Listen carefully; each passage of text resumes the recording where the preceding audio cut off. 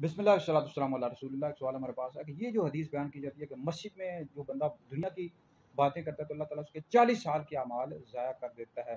क्या ये रिवायत दुरुस्त है? नहीं भाई, ये रिवायत मौजू है, झूठी या मन गढ़ंत है। ठीक है जी।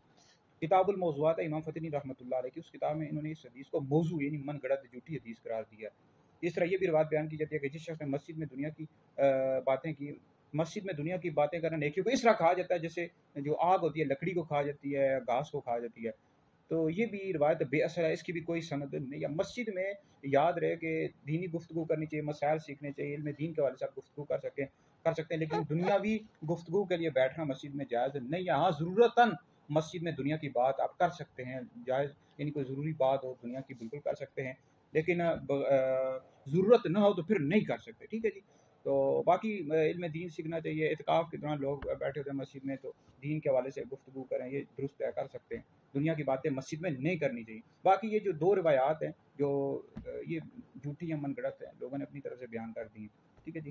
तो बहरहाल इन रिवायात को नहीं बयान कर सकते।